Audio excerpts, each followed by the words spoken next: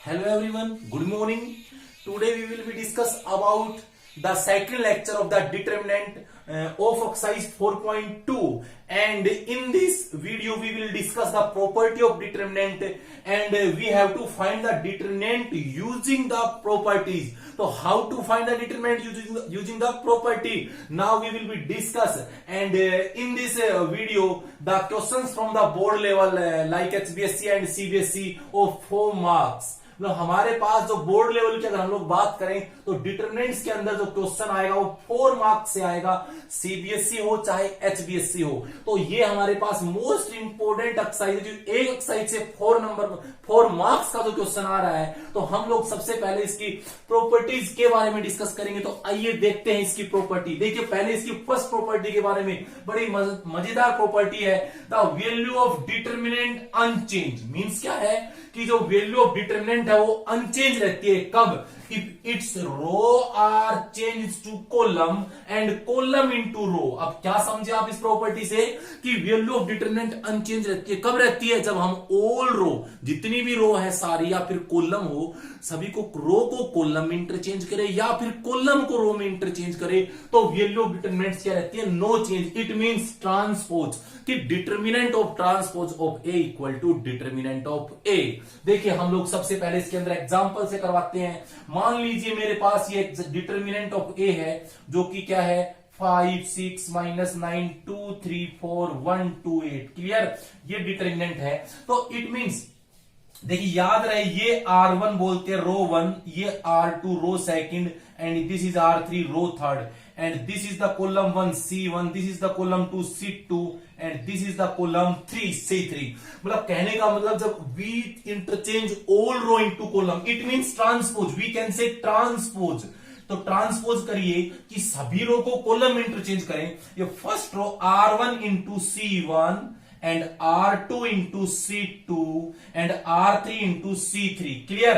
अब बताइए ये जो आंसर इसका आने वाला है, जो आंसर डिटरमिनेंट ऑफ ए का वही होगा, वही ट्रांसपोज ऑफ ए का होगा। तो यहां से प्रॉपर्टी बढ़ती है कि determinant of transpose of a equal to determinant of a. तो मोस्ट इंपोर्टेंट प्रॉपर्टी है, ढंग से ध्यान रखें कि जब हम किसी भी डिटरमिनेंट्स के सभी रो को कॉलम में इंटरचेंज करें तो जो डिटरमिनेंट्स की वैल्यू पर कोई इफेक्ट नहीं होगा। अब सेम देखिए इस सेकंड रूल में भी सेम सा रूल लगा है, बट इसमें क्या है? इफ 2 रो और कॉलम या किसी भी 2 रो या कॉलम को इंटरचेंज करते हैं तो value of determinant same, but sign of the determinant is change.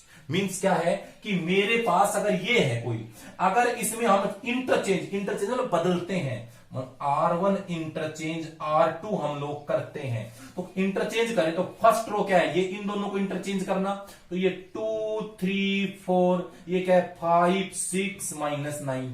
Interchange करें तो वैल्यू ऑफ डिटरमिनेंट का साइन चेंज हो जाएगा। बाहर साइन क्या जाएगा? माइनस का आएगा। अगर मान लीजिए फिर आप बदलते हो, मान लीजिए आप फिर बदलते हो दोबारा से, मान लो तुम्हारा मन रो बदलने का नहीं है, कॉलम बदलने का, C1 इंटरचेंज C2, तो देखिए कि अगेन चेंज द साइन, और अगेन चेंज द साइन मतलब इन दोनों को इंटरचेंज करना है। तो 2 जो हमारे पास ये 3 6 2 and 2 5 1, and this is no change. So हमारे पास जो प्रॉपर्टीज की हम लोग बात करें तो हमारे पास सिर्फ साइन चेंज होता है अगर हम कोई 2 रो या कोई 2 कॉलम्स को इंटरचेंज करें। ये सेकंड प्रॉपर्टी थी। प्रॉपर्टी थर्ड क्या कहती है? इफ एनी 2 रो और 2 कॉलम आर आइडेंटिकल्स।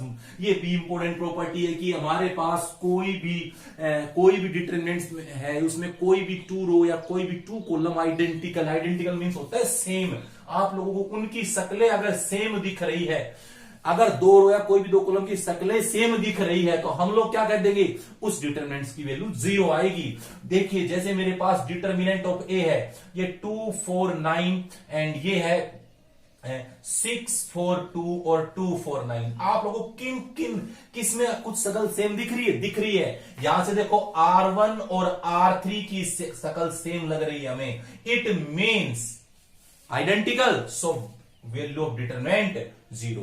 मतलब कोई भी या रो थे, कोई 2 कॉलम भी हो सकते हैं। तो ये थर्ड प्रॉपर्टी हमारी थी। प्रॉपर्टी फोर्थ क्या कहती है? If each element in A row or column of determinant is multiply by the same factor, हम लोग क्या करेंगे, किसी भी कोई भी मेरे पास डिटर्मिनेंट है, उसके किसी भी रो या किसी भी कॉलम के अंदर कोई डिटर्मिनेंट के अंदर कोई फैक्टर सेम फैक्टर मल्टीप्लाई में है, तो हम उस डिटर्मिनेंट को उसी फैक्टर से मल्टीप्लाई कर देंगे। Then the determinant is multiply by that factor. अब ये मेरे पास है, देखो मेरे पास यहां आप लोग इसी में बताता हूं मैं आप लोगों को, यही है मेरे पास एग्जांपल। मैं फोर्थ का एग्जांपल लेके चलूं आपके सामने, तो आप ये देखिए जो सेकंड रो है R2, मैं R2 को लिख सकता हूं 6 को लिख दो 2 into 3, 4 को लिख दो 2 into 2, और ये 2 है इसको 2 into 1 लिख दो, कोई फर्क थोड़ी पड़ता है, 2 4 9। देखिए R2 के अंदर एक सेम फैक्टर 2 है, तो हमने क्या बताया था, किसी भी रो या किसी भी कॉलम में अगर वो फैक्टर होता है तो उस फैक्टर को हम डिटर्मिनेंट से बाहर ले सकते हैं। तो ये बाहर ले लीजिए यहां से, तो इसका मतलब ये 2 बाहर लिया, यहां से ये 2, यहां 2, तो 3 2 1। तो यहां से एक बात समझ में आई कि भाई जब मैट्रिक्स में अगर यहां मैट्रिक्स होता तो ईच एलिमेंट्स में से कॉमन लेते हम लोग। देखो अगर मेरे पास कोई भी मैट्रिक्स है, अब देखो यहां से प्रॉपर्टी हम लोग देखते हैं, क्या प्रॉपर्टी हमारे पास ये लगती है। तो अगर मेरे पास कोई ए है, ये मैट्रिक्स है, मैट्रिक्स ऑफ ए क्या है, 2 4 8 10 ये है, तो अपने को पता है यही डिटर्मिनेंट ऑफ ए है। अब बताओ फर्क आपको समझ में आएगा। अभी देखिए, अब मैट्रिक्स में बता रखा है अगर आप लोगों को मल्टीप्लाई करना है मैट्रिक्स में तो हर एक एलिमेंट से मल्टीप्लाई करेंगे, अगर आपको कॉमन लेना है तो ईच एलिमेंट्स में से कॉमन आना चाहिए वो। तो देखो 2 कॉमन लेंगे, 2 from the determinant 2 from the taking common 2 from the matrix, then dividing by 2 each element of the matrix 1 2 4 5।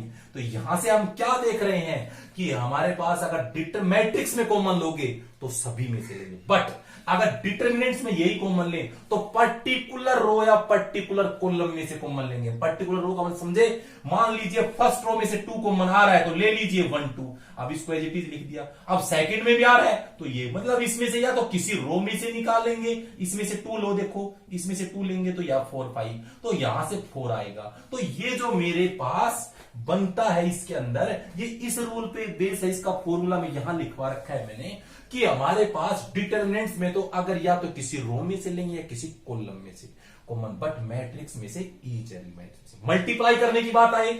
जैसे मेरे पास कोई ये एक डिटर्मिनेंट है 2 into 1 1 minus 1 2, तो आप लोगों को किसी भी रो या किसी भी कॉलम से मल्टीप्लाई करना, मन है आपका कॉलम से मल्टीप्लाई करने का, तो आप कॉलम से मल्टीप्लाई कर दिए। 2 को 1 से 2, मतलब एक से करना, ये नहीं कि दोनों से कर देंगे। क्लियर? अगर आप रो से करना चाहो, मान लीजिए आपका मन है कि फर्स्ट रो से करूं, तो कोई दिक्कत नहीं, आंसर उनका सेम आना है। तो ये प्रॉपर्टीज याद रखना।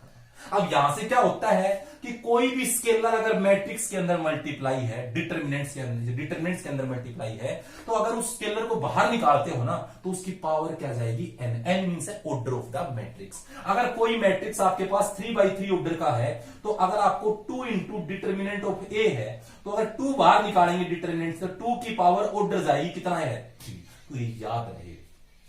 अब ये भी देखो सेकंड प्रॉपर्टी किससे मेल खाती है, सेकंड प्रॉपर्टी है आइडेंटिकल की तरह। आप लोगों को प्रॉपर्टी ही अलग बनाई है, बाकी बात उसी की है। मतलब क्या है इस कॉन्सेप्ट के अंदर कि मेरे पास पढ़िए पूरा, if the corresponding element of row or column of determinant are proportional then the value of determinant is 0। Means अगर कोई भी डिटर्मिनेंट्स है, अगर उसके अंदर कोई भी रो या कोई भी कॉलम प्रोपोर्शनल है तो उसकी वैल्यू ऑफ डिटर्मिनेंट 0 होगी। किस प्रकार हम लोग बताते हैं, देखिए एग्जांपल के अंदर, यहां से 2 4 6 ये है मेरे पास, ये 2 4 6 है, ये 1 2 3 है, ये है 4 -1 2 ये है। अब बताइए आप लोगों को आइडेंटिकल नहीं दिख रहा, नहीं दिख रहा।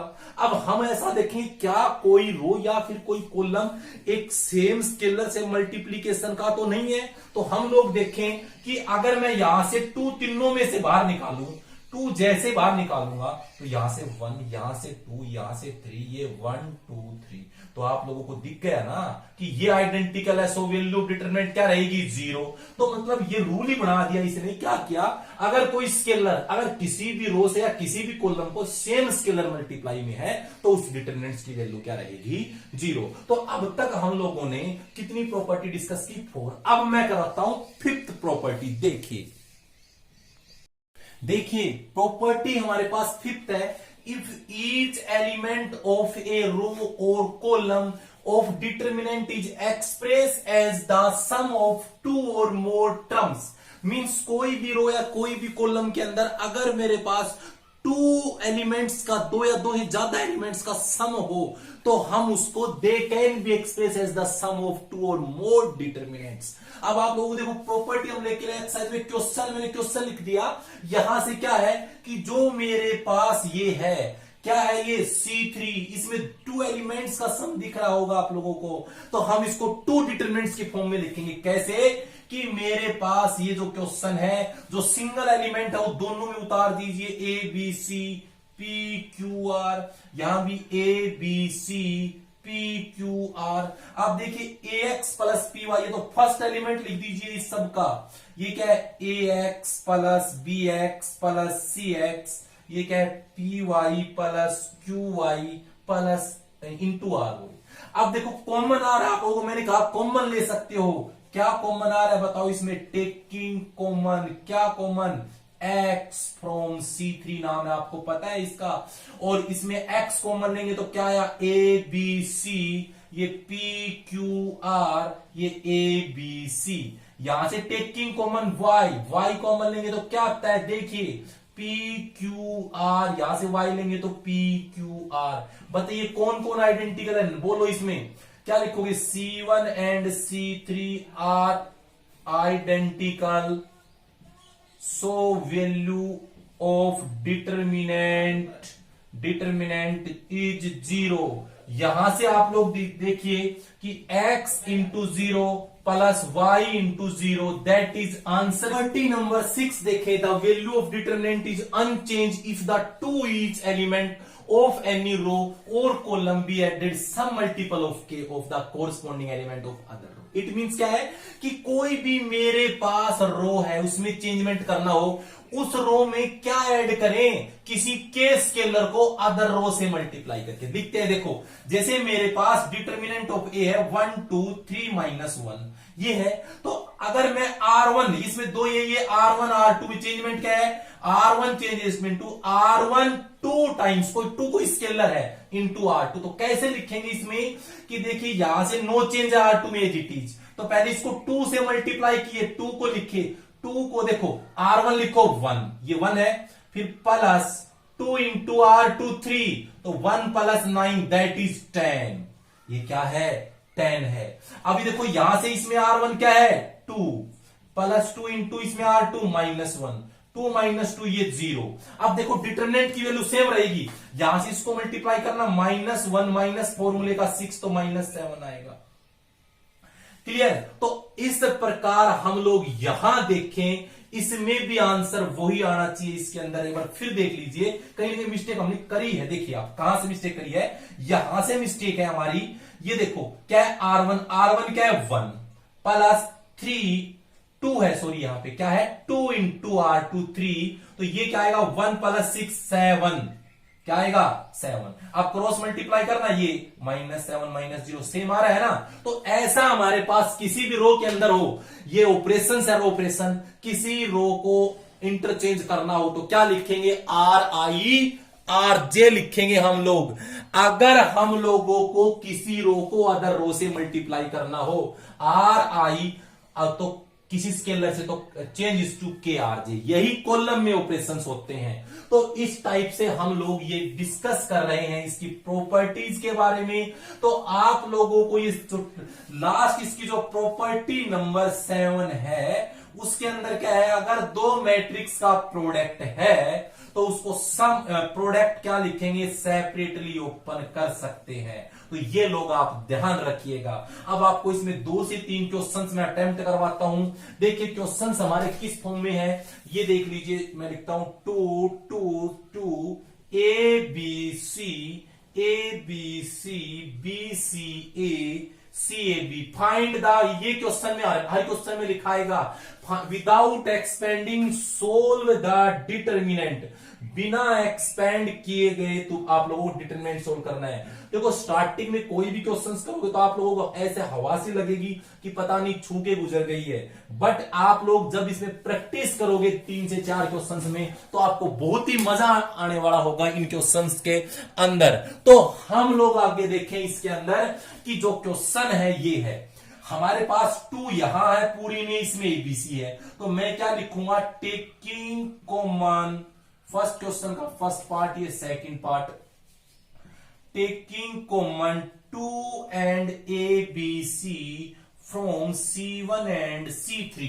तो यहां से 2 कॉमन लेंगे तो यहां 1 1 1, ये ABC है जी टीज, यहां से ABC बाहर लिया तो यहां से 1, यहां से 1, बोलो क्या identical, C1 and C3 are identical, identical है तो आप लोगों को पता है, सो वैल्यू ऑफ डिटर्मिनेंट जो होने वाली है वो क्या होगी, 0 होगी।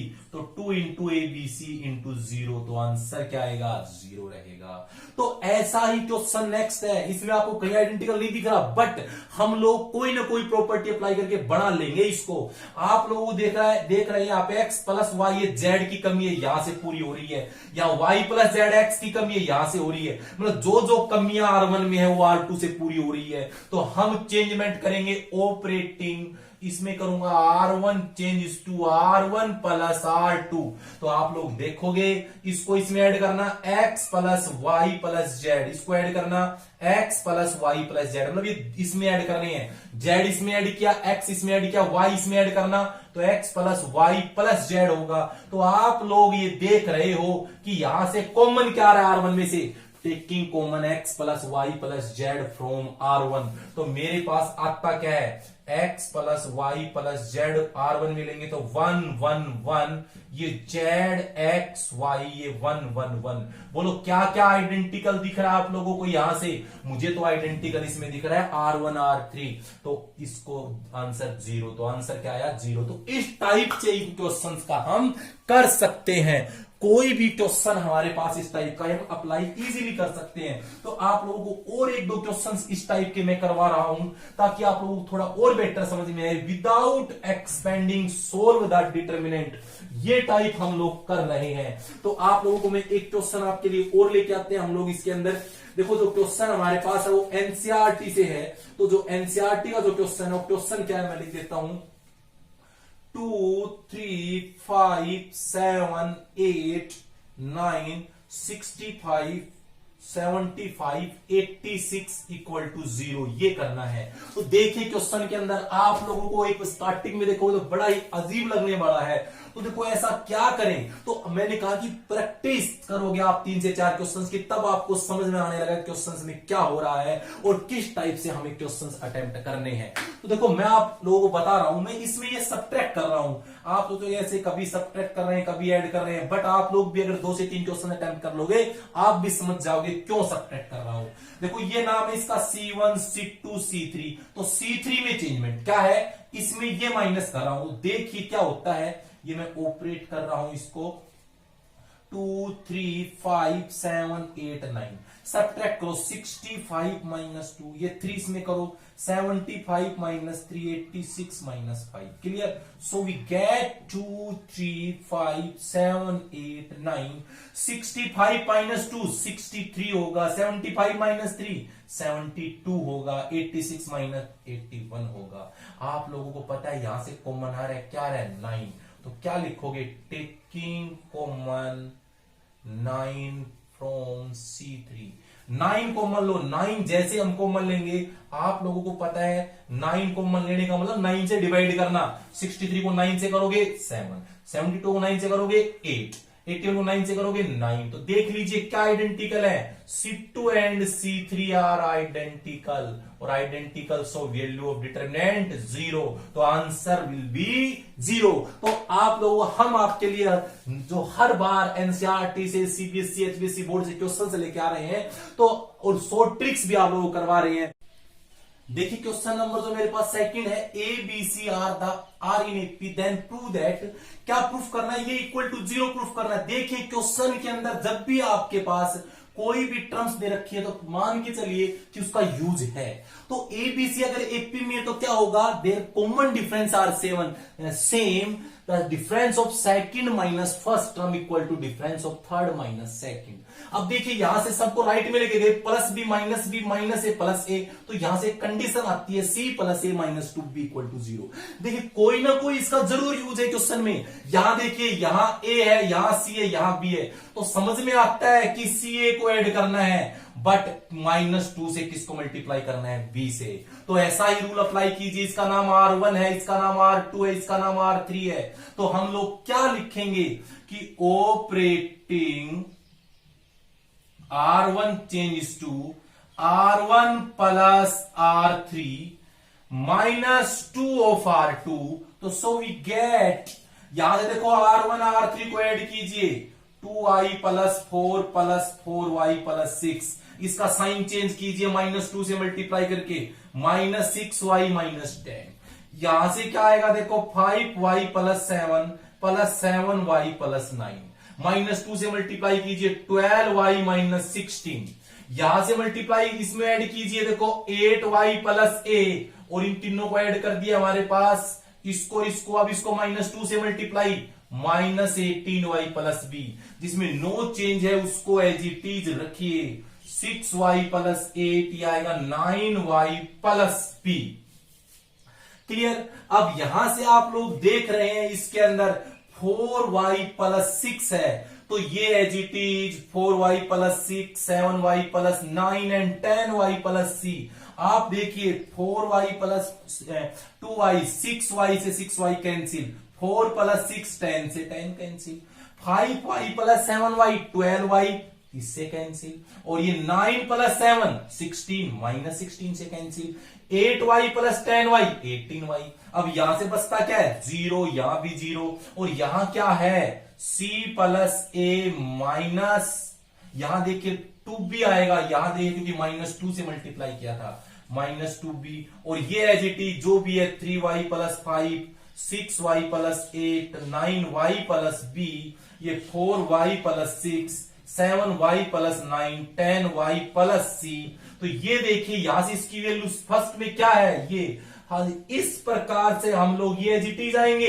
याद रहे किसी भी रो या किसी भी कॉलम में ऑल एलिमेंट्स 0 रहे तो उसके अंदर जो वैल्यू ऑफ डिटरमिनेंट्स क्या आएगी, 0। तो हम लोग आप लोगों के लिए ये सब जो मेरे पास इस क्वेश्चन से रिलेटेड, और हम लोग इससे जो भी 4 मार्क्स के question CBSE level, HBSE levels या जितने भी इंपोर्टेंट क्वेश्चन है वो इस वीडियो में डिस्कस करेंगे। हमारे साथ जुड़े रहिए। और आप लोग जो इससे पहले हम लोगों ने एक जो वीडियो अपलोड की थी मैट्रिक्स ऑफ डिटरमिनेंट्स की शॉर्ट वीडियो की, वो भी आपके जो जितने भी कॉम्पिटिशन एग्जाम उनके लिए बहुत ही यूजफुल होने वाली है। तो हमारे साथ जुड़े रहिए और देखते रहिए रेगुलर, नई हमारे पास इसमें जो भी शॉर्ट ट्रिक्स है वो लेके आएंगे। तो आज हमारे लिए इतना ही रहेगा। नेक्स्ट वीडियो में हम लोग इससे आगे के क्वेश्चंस डिस्कस करेंगे। Thank you.